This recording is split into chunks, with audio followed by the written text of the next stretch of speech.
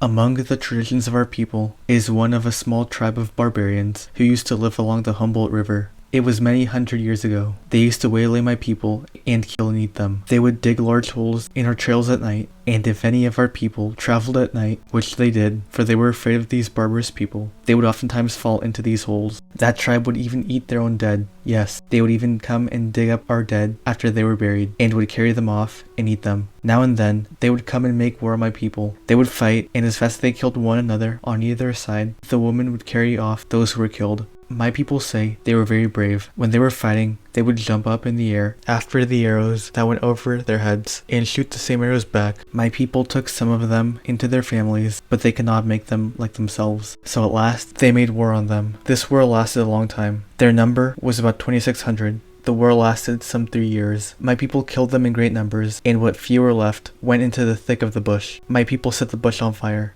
This was right above Humboldt Lake. Then they went up to work and made tule or bulrush boats and went into Humboldt Lake. They could not live there very long without fire. They were nearly starving. My people were watching them all around the lake as fast as they would come on land.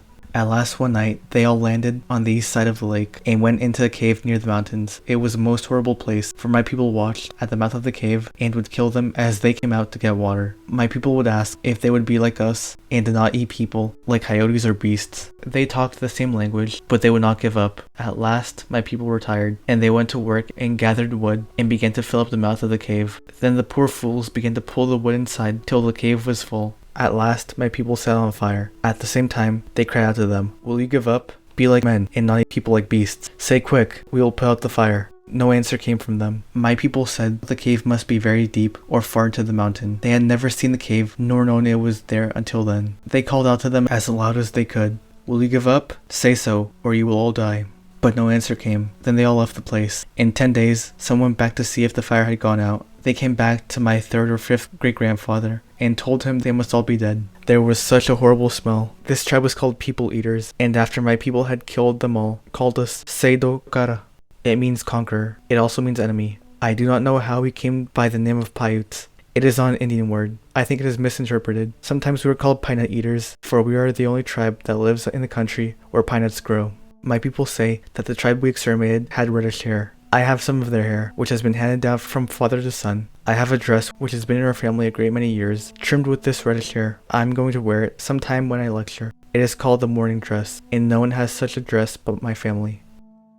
I recall that along about 1887, when I was about 16 years old, Captain Natchez, 2 other Indians, one known locally as Coffee Charlie, the other as Mustache Charlie, and myself had undertaken to catch some wild horses that roamed in the neighborhood of the Carson and Humboldt sinks. In due time, we came into contact with the wild horses, and then the chase was on.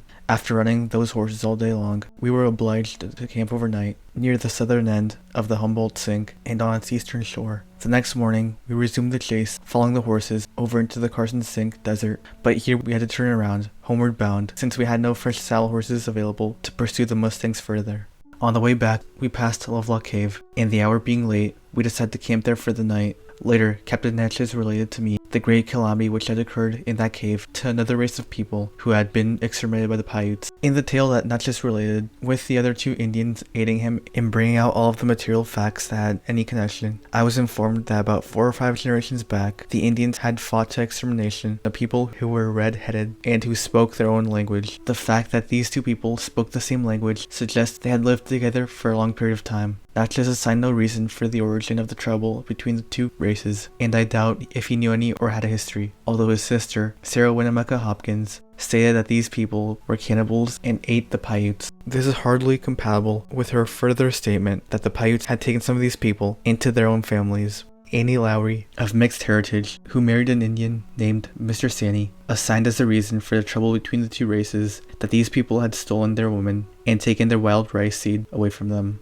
I rather think that the matter of food was the trouble, and the Paiutes decided, after a period of droughts, that they would exterminate the other people who were consumers of the small amount that was all the while getting smaller and smaller, of food that was available in the form of wild seeds and wild fowl that visited the lakes. Natchez stated that these people had come from the southwest. A battle had waged for a long time on the Carson Sink at some sandhills on the east and west side of the Carson River, after which the Paiutes had driven these people northward into the region of the Humboldt Lake, thence across the lake to the cave, some going into the cave while others went northward. From what I learned through Natchez, and from numerous others of the old Indians, I have deduced that this red-headed people had long occupied the territory about the cave before the Paiute Indian had come from elsewhere. Natchez further related how the Paiute Indians had gathered sagebrush in great quantity around and about the hills adjacent to the cave and assembled it on the bluff above the cave. Then they had lighted and thrown it down immediately in front of the cave. The Paiutes stayed on either side of the cave at a safe distance and watched for the people within to come out for food or water, or to escape the smoke which in part penetrated the cave. As they came out, they were dispatched with well-directed arrows.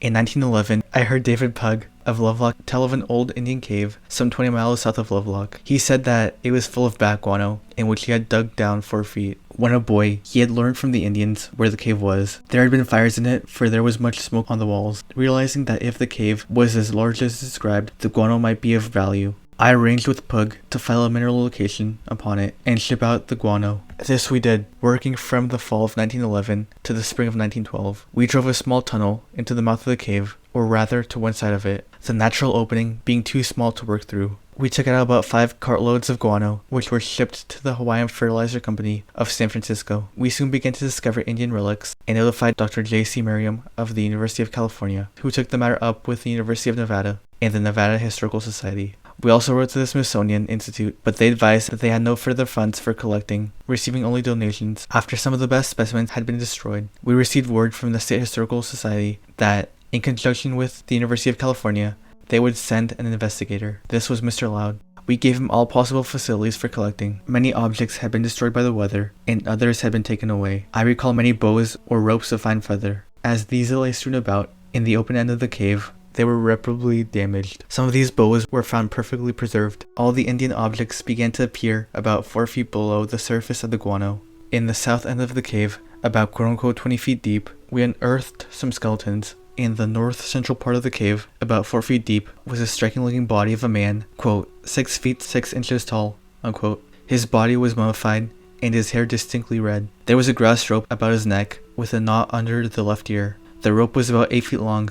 The feet were bound together from the ankle to above the knees with stout rope. The mummification was complete, except for a part of the abdomen. The other mummies all had red hair. I think there were either 4 or 5. Those that appeared to be women were small, something like an East Asian woman in height. This was not altogether due to the shrinking of the bodies and mummifying, because the man was a quote-unquote giant. The woman had on moccasins, which reached clear to the knees. The buckskin was beaded with shells. 2 of them had on a kind of buckskin gown that came down to the knees. These bodies were from the deep south end of the cave. There were no bats in the cave when we went there to work.